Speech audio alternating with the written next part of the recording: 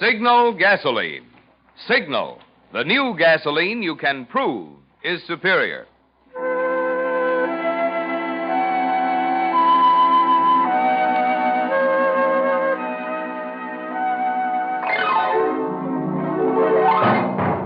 The Signal Oil Company and your neighborhood signal dealer bring you another curious story by The Whistler. Tonight, the man who died twice.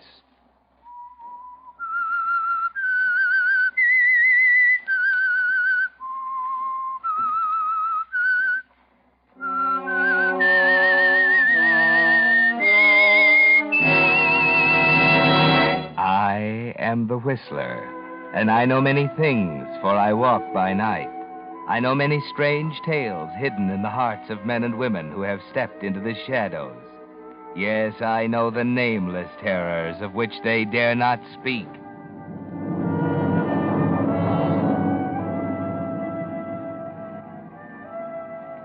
It wasn't until a year or more after his second death that the public learned the facts in the case of Stash Wilk and made him famous posthumously as the man who died twice. That was an interesting story in itself, but it was really only a prologue to a bigger story, one which the public never knew in full. 4 people were involved: Stash, his brother John, his lawyer Ben Maddow, and his girl Edie Shelby. But the real central character in the story was an oil drum containing $400,000 in currency, buried near a lonely highway. Yes, Stash Wilk, if you hadn't been stupid, if you hadn't killed that bank guard, you might have made it. But there's no use crying over spilt milk, is there? You're in the state penitentiary now, in the death cell, 48 hours from the gas chamber. And all you can think of is the 400,000 buried in the oil drum near the highway, safe. Only you know where it is, Stash. Maybe that's why Ben Maddow, your lawyer, is trying so desperately to get you a reprieve.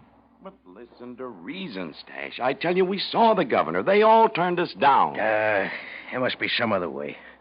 Where's Edie? I gotta see her. She's coming with John. And my brother? What's he doing here? Trying to help? You mean he's money hungry, too, like the rest of you? Please, Stash, don't you see? You've got to tell us where that dough is so we can put it to work for you. Oh, you low down... You go, you crazy idiot. That guy's coming. Nobody get your smell of that dough till I'm out, see? Yeah, Stash. Yeah. Let me go. Yeah. Well, thanks. I'd straighten your tie. They're coming. Miss Shelby and your brother to see you, Wilk. 10 minutes. Stash. Oh, Edie. Oh, I missed you, baby. Hope you miss me, too. I have, Stash. I have. It's getting so I figure everyone's got his eye on the dough. Even you. Oh, please. Okay. What's on your mind, Johnny? Ben, did you ask him about... I just told Ben exactly how I feel about the dough, Johnny. Just so there won't be no mistakes. You see, there's one thing worse than walking to that little green room tomorrow. That's walking there knowing someone else is making free with that $400,000. In other words, John, he doesn't trust us. Right. Once I'm out, it's a different story, of course. Of course. Well, that leaves us just one alternative. What's that? It's a long shot, Stash, but that's about the only kind we have left. It'll take money. Now or later? I think you'll be satisfied with later. Who? The doctor. Are you kidding? What good can a doc do me? Let him talk, Stash. It's this way, Stash.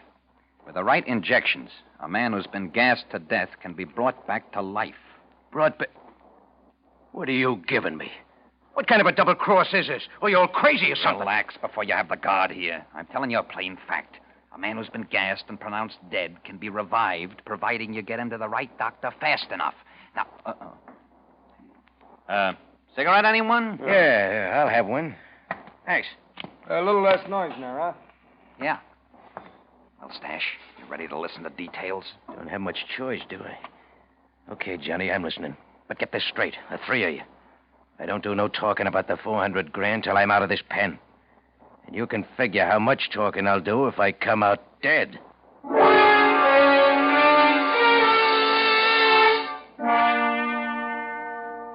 Yes, Stash, it's enough to make a man think, isn't it, with death staring him in the face.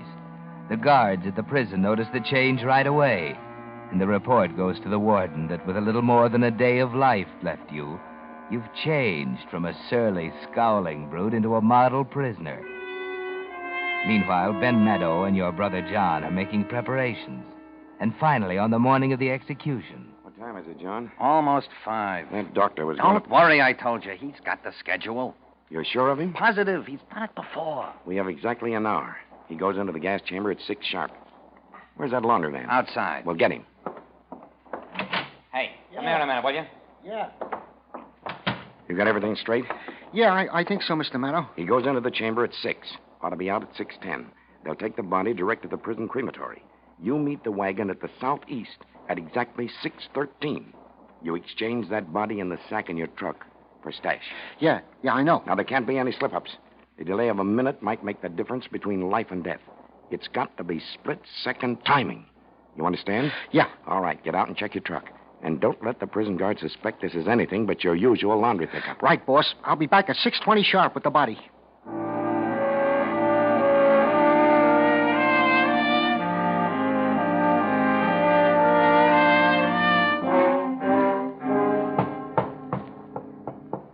Laundryman. Good, I'll give you a hand. Right through here. Okay. Right here. On the table? Yeah. Yeah, here's your money. Thanks. Remember what I told you. Keep your mouth shut. Don't worry. All right, Doctor. Let's go.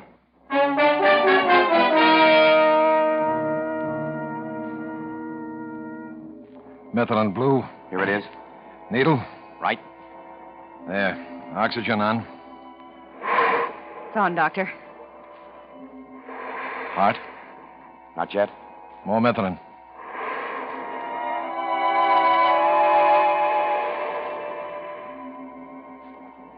Heart.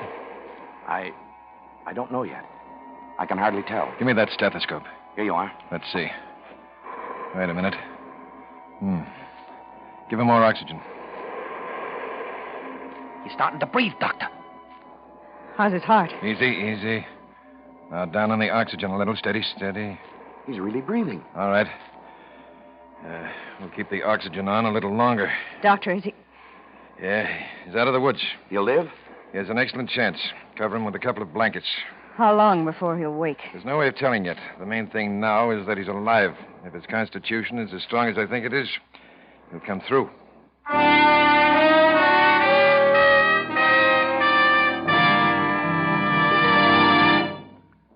Ping. Remember that word? Ping. That's what cars used to do going up hills and on the getaway before the days of New Signal, the new gasoline you can prove is superior. But ping is a lost word now, on its way clear out of the motoring vocabulary. For with New Signal gasoline, tired old motors purr with pleasure, even when they're working hard. But higher anti-knock isn't the only improvement you'll notice when you try Signal's new super fuel. No, indeed.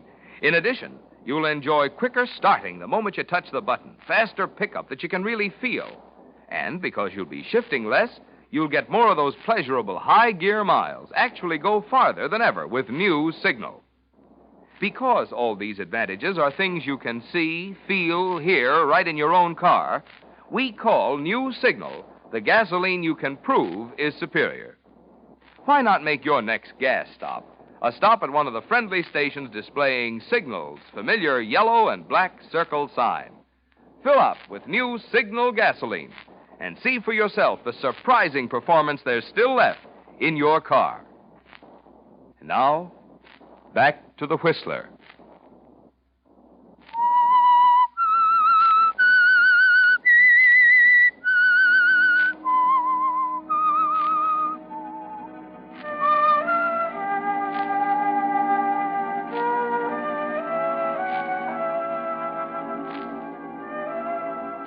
$400,000 is a lot of money, isn't it, Stash? It brought you back from the dead, paid for the split-second timing, the calculated accuracy, the medical exactness that turned a one-way journey into a round trip.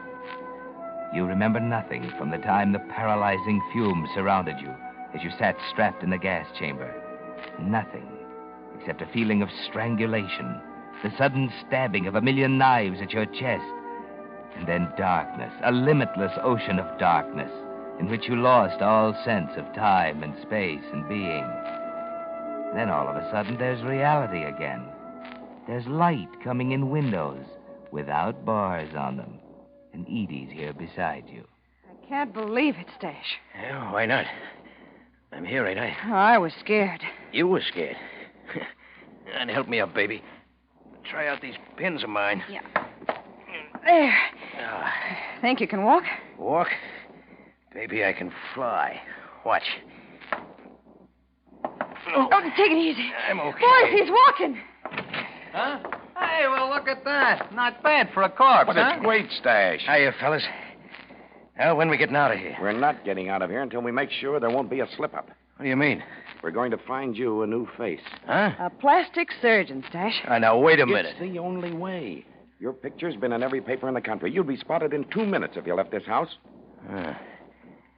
Will it be much of a job? $30,000 worth. He must be good. He is.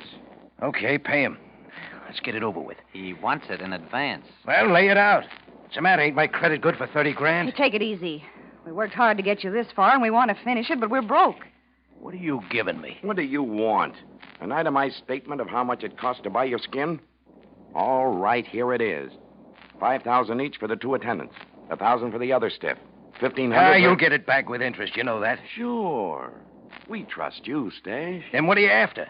It isn't what we're after, it's what we've got to have. That $400,000, or enough of it to buy the plastic surgeon and then get us all out of here. But it ain't safe for me to go after it. You said so yourself. That's right, I did, but what about one of us? Or don't you trust us yet? Oh, I don't know. Let me think.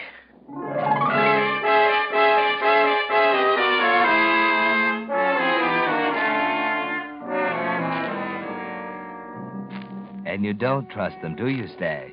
Because you know there's no honor among thieves. Still, you're not quite yourself today, are you? There's a new feeling inside you. The dictionary calls it gratitude. You don't recognize it, but it makes you feel a little like a heel doubting these people after they saved your life. But perhaps you can squirm out of it gracefully. Perhaps your brother... Johnny, how about you? Can't you raise 30 grand for me? Right now, I couldn't raise yeast. I'm already out on a limb for part of the expenses. There's nothing we can do, Stash. We've gone through every cent we have. You said that. What about raising it? I tell you my credit's good. It won't work.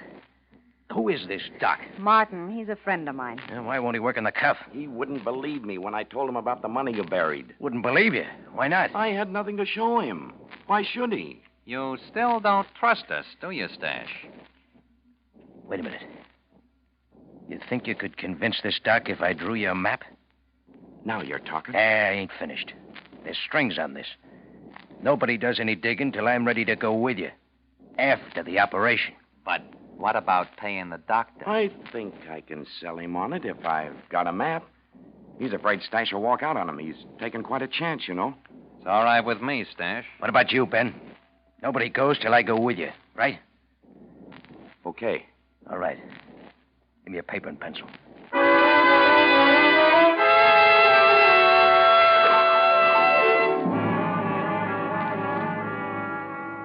Then right at this point, on the left side of the highway, there's an Auto Club road sign. 20 yards from there, right on a line with this rock, you'll find an oil drum buried. See? Right there. You can't miss it. Thanks, Stash. Now, you better run out and wrestle up that Doc. I want to get... Ben. Get your hands up, Stash. Over against the wall. Hey, what's you going too, on? John. Edie, you're not going to let him do... Oh. So that's how it is, huh? That's how it is, Stash. I'll kill you, you little double-crosser. Get back to the wall, you... There. That's better. You always were hot-headed, Stash. She'll double-cross you, too, the little... I don't think so. He wouldn't understand. Edie and I were patient, Stash. We knew what we were waiting for, and now that we've got it, there's no need to tolerate you or your brother any longer. Ben, listen. You got 100 grand coming to you. Knock me and Johnny off, you just wind up with a murder rap. And 300,000 more. Don't forget that. Yeah, a lot of good that'll do you when you're walking the last mile. Hey, that's right, ain't it, Johnny? Not exactly. There's no crime in killing a man who's already been executed. No, Johnny. Not you, too. Look, Maddo, you're the boss now. I'm only suggesting you haven't much to gain by rubbing me out. Benny's right. We don't want to spend the future ducking the cops. That's no worse than ducking Johnny Wilk. For what? I'm not sore. All I want is my $100,000, and you'll never see me again. Ben, it's the best way for us. Maybe you're right. Maybe it is smarter. Step out of the way, John. Ben, don't. Ben, for heaven's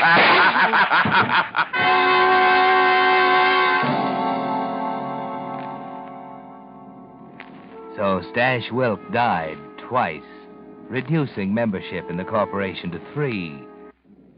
Ben Maddow, John Wilk, and Edie Shelby, each with one eye on the 400,000 and the other on their partners. They're all jittery that night on the way to the spot Stash marked on the map. What are you trying to do, Edie? Kill us all? Don't jump at me. I saw the car. Well, don't drive so fast. You want to get there, don't you? Exactly. I want to get there. I can wait until tomorrow if I have to. Look. Why don't we just take it easy, huh? We can stop at a roadside hotel. I think it's crazy. You're outvoted. May as well slow down. All right. That better? You know, it's funny, Ben. Someday you'll probably fall and break your neck in a bathtub.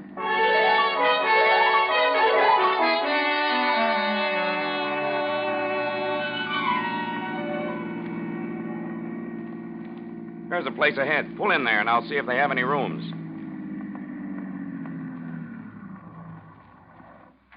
Be right back. He knows better than to leave it. Leave what? Oh, don't give me those sheep eyes, Edie. You had your eyes in his inside coat pocket ever since we left. And don't tell me you're in love with the old goat, neither. You're pretty sure of yourself. I know women. You know me? Yeah? That's nice. Could be a lot nicer with old Graybeard out of the way. Any ideas? A few. For example? Mighty nice layout here. All these second-story rooms with balconies. I don't get it. Just watch me. That's all I've been doing since we met. Sort of like it, Johnny. Watching you. Wait a minute. Here he comes. Hey, what's the dope, Ben? Just talk to the maitre d'. We can get dinner and rooms. Did you reserve the rooms? Not yet. I wanted to check with you first. That's great with me. Come on, Edie. Yeah, I was thinking we could pick up a couple of those view rooms on the second floor. With the balconies? Mhm. Just what I had in mind. Look at that sky, will you? Oh, what about it? Nothing. Except it is going to be a beautiful night, isn't it?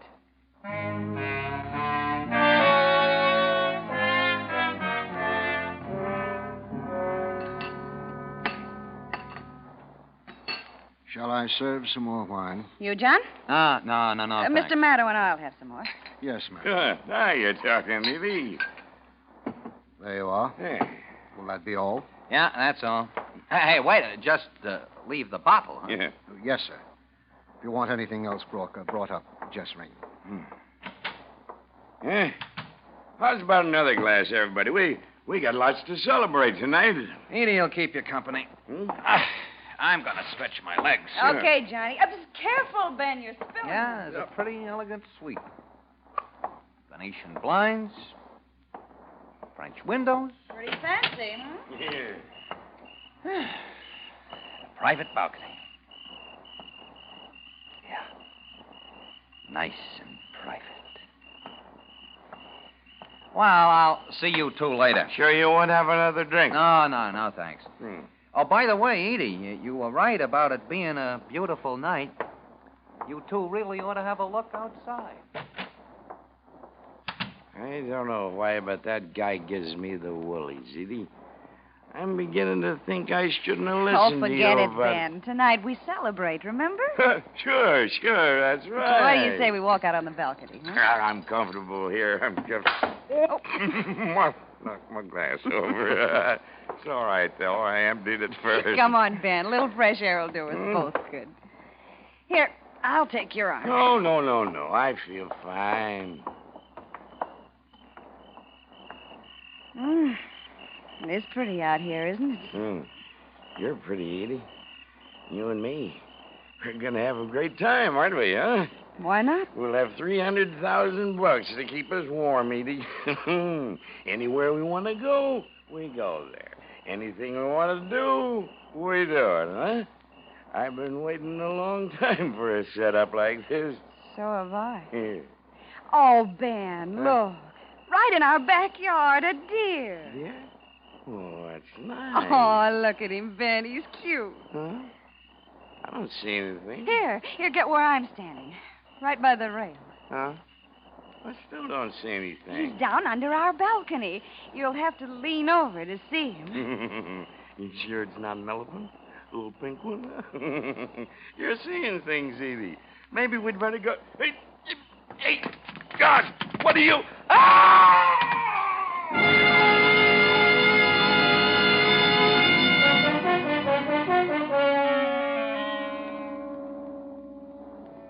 Too bad, Ben. You turned your back once too often, let your guard drop for one fatal instant, forgot for a second that you were dealing with big leaguers, members of the 400 Grand Association.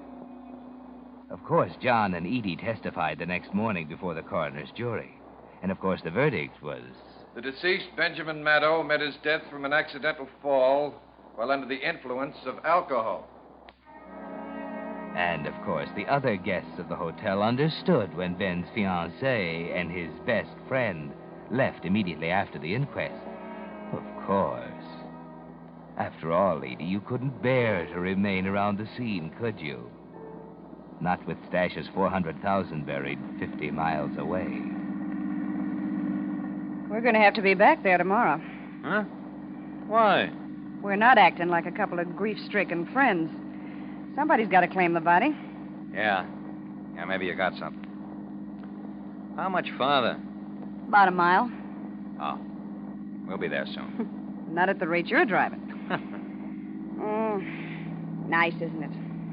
Two of us alone. Yeah, There's a lot ahead of us with that 400 grand. there's a lot behind us, too. We can forget it. You think so? It'll be easy with you. You're a pretty interesting character, John Wilk. Yeah? Yeah. You've been in the racket, same as the rest of us, but you've never gotten your fingers dirty. How come? I used my head, I guess. For example, see this road? What about it? That's where we're going. I'm using my head. I don't get it. You will? Why are you turning off the highway? This isn't the place. Johnny, what are you doing? Answer me, Johnny. There's nothing here at all. Stop, Johnny. You'll drive us over the edge. See what I mean about using my head, baby? Johnny, why are you getting out? Release the brake. Johnny, you can't. You heard me. Release the brake. All right.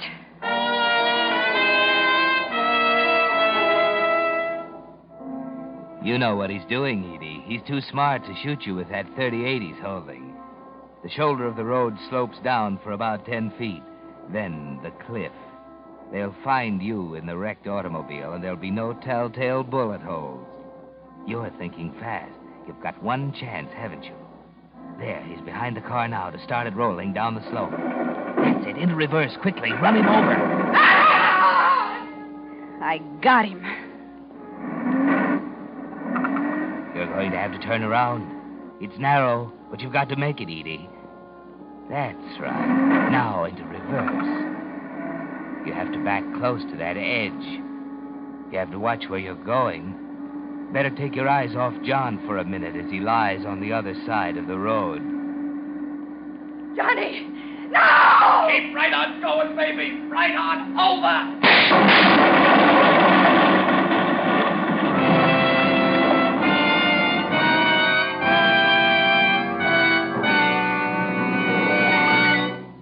The Whistler will return with the strange ending of tonight's story in just a moment. Meantime, let's take a quick look inside the refineries where new Signal gasoline is made. It looks like the movie version of a chemist's dream. For here are some of the most amazing devices ever known to science, where the atoms in gasoline molecules are actually separated, then put together in an entirely new way, creating an entirely new type superfuel. That's why new Signal isn't just a pre-war quality gasoline, not just an improved old-style gasoline, but a completely new post-war motor fuel. And that's also why new Signal is packed with amazing new power and performance that's so immediately apparent you can feel it, see it, hear it.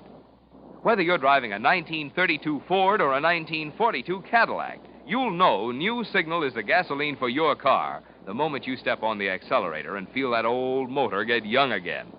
That's why we urge you to let just one tankful of New Signal gasoline talk for itself. Let its quicker starting, faster pickup, higher anti-knock, and longer mileage demonstrate in your car why New Signal is actually the new post-war gasoline you can prove is superior. And now, back to the Whistler.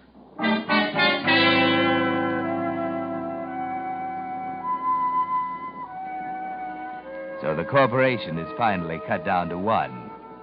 And you're it, aren't you, Johnny? It's been a hard struggle. Your chest is crushed, your right foot mangled. But there's something more important than that. You're just like Stash and Ben. Money comes before anything else. It's the thought of the 400,000 in the oil drum that gives you the strength to half walk, half crawl that last mile to the roadside. Yes, there it is. 50, 60. And there's the rock. 17, 18, 19, 20. Here. Right here. Yes, John. This is the spot you've lied and betrayed and killed to reach. You don't care whether you live or die now. All you want is the sight of those greenbacks, isn't it? You look for something to dig with, a stick or a sharp stone. There's nothing. So you dig with your fingers, claw at the dirt, forget the pain in your hands, every breath feeling as if you've inhaled a load of razor blade. But at last you reach it. The oil drum, just as Stash had said. The top comes off easily. There. Now. Can't feel it. Light a match. Now. What's this? Where's the... It's empty. No. No, I'm wrong. It can't be. Here. A piece of paper. Just like Stash. Must be another map. The dollar bill. Map, it must be a map. Sure, he's written directions. Whoever's double-crossed me, keep this buck for your trouble. The rest of the 400 grand, I leave to the worm. Stash. Oh, no.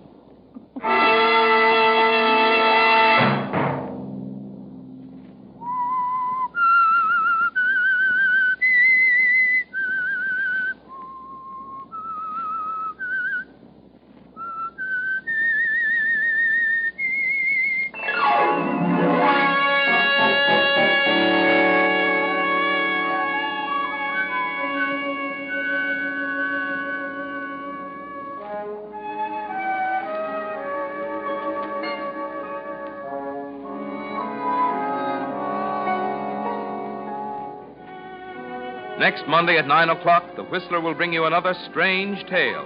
The curious story, Death Wears a White Robe. The Whistler is broadcast for your entertainment by the marketers of Signal gasoline and motor oil and fine quality automotive accessories, and by your neighborhood Signal dealer. This program, directed by George W. Allen, with tonight's story by Stanley Rubin, music by Wilbur Hatch, is transmitted to our troops overseas by the Armed Forces Radio Service.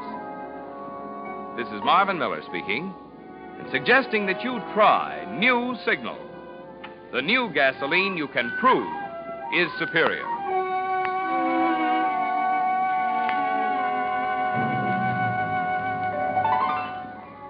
This is CBS, the Columbia Broadcasting System.